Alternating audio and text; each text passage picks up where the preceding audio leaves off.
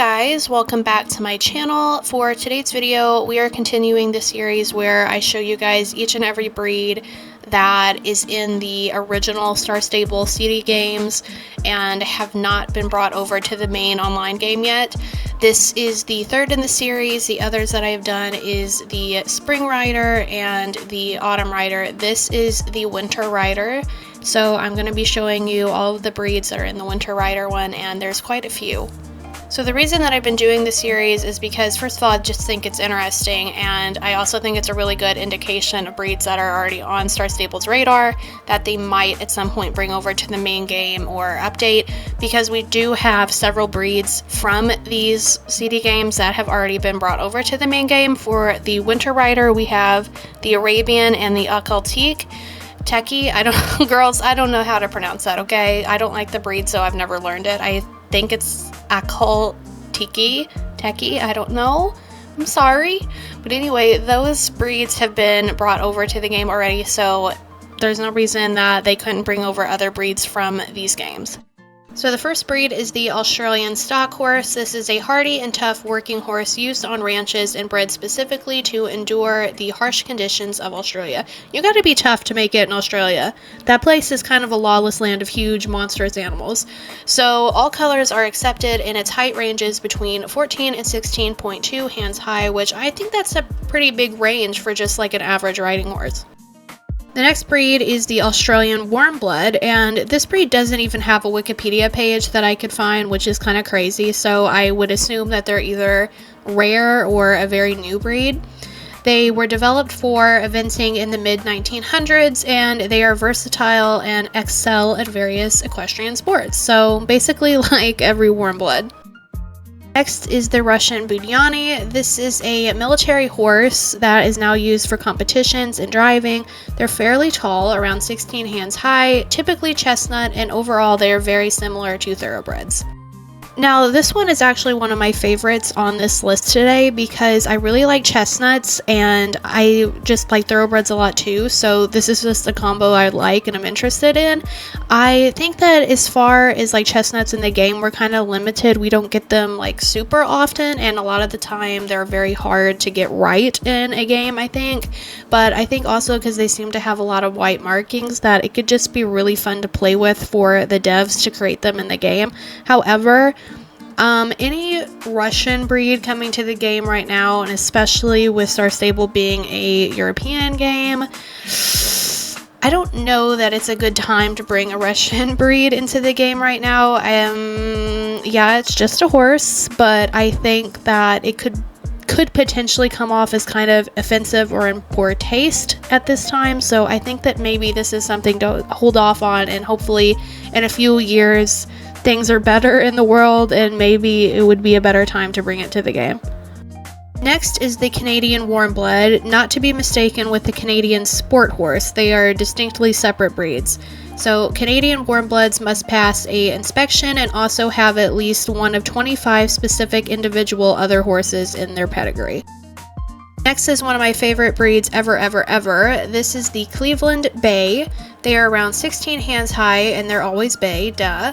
They are versatile and can be used with many purposes, from farm work to carriage shows to general riding, and when crossed with thoroughbreds they truly excel at jumping.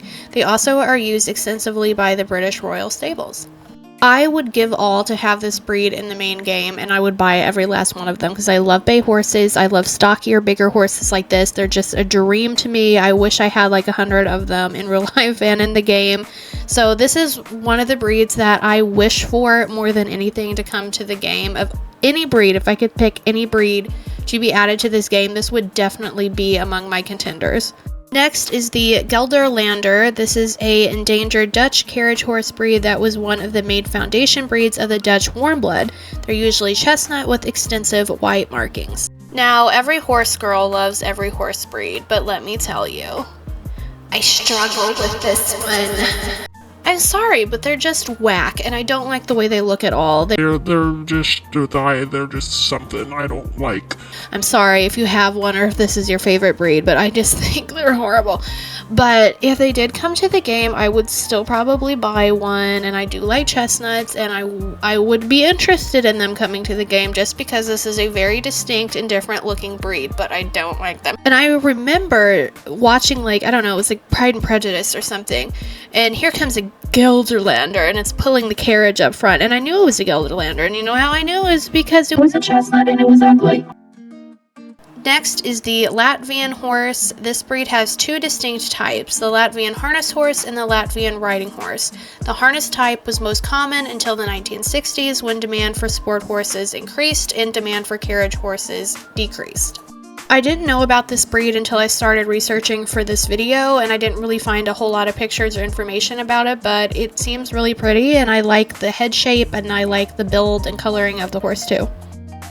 Next is the Nonius or Nonius, I'm not sure. It is a rare Hungarian breed, usually dark colored with a distinctive Roman nose, originally intended for military use, but today it's used mostly for light farm work and competitive driving sports. I did know of this breed actually, but I'd completely forgot about it.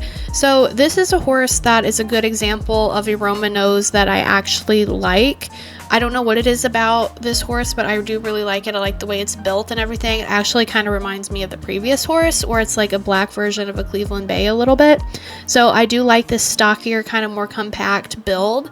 And I don't know, I just really like it, and I do like the face shape on it. I think having a horse in the game with a really pronounced Roman nose would be interesting. Unlike some of the other breeds that I've had on this list, I hate the Roman nose. But this one I really like and would like to see in the game. Next is the Persano. This is a critically endangered Italian breed created for the cavalry, and they average 17 hands high, so fairly tall. And I couldn't find hardly any info on this breed, so moving on.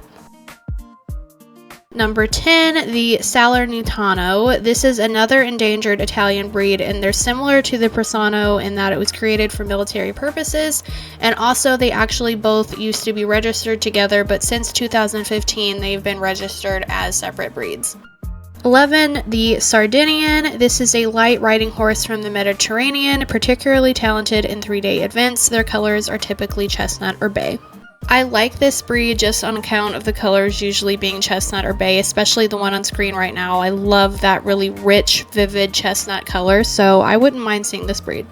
Here's one that has a lot of fans, and I know people would go crazy for if it came to the game. This is the Swedish Warmblood, a general-purpose riding and sport horse known to be an excellent event competitor. Like other Warmblood breeds, stallions must be approved by passing a strict performance test. And lastly for today, the Westphalen. This breed is famous for often being Olympic-level competitors. They usually are under 17.2 hands, and technically they can be any color or have any markings, although it's fairly uncommon for them to not be a solid color. I really like this breed. I don't really know why. I mean, they look pretty much like any other Warmblood, but there's just something about them, and especially the one on screen right now I just think is so cute. It's got the cutest little face. So that is it for the winter riders. I still need to finish the summer riders video. I've started it, I just need to finish it, so that should be coming pretty soon too.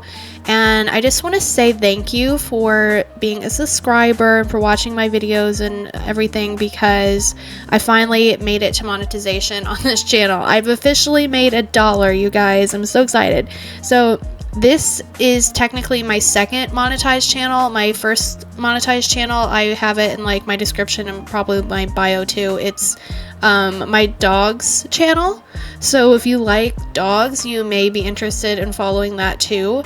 And I just the same week that I got this channel monetized, I had started a new channel. So that was some coincidental timing there, but I'm not going to reveal the third channel, at least not now. But anyway, thank you so much for liking, subscribing, commenting, sharing the video. All that stuff really helps with the channel's growth and everything. So thank you so much. Please like and subscribe if you haven't already, and I will see you guys next time. Bye!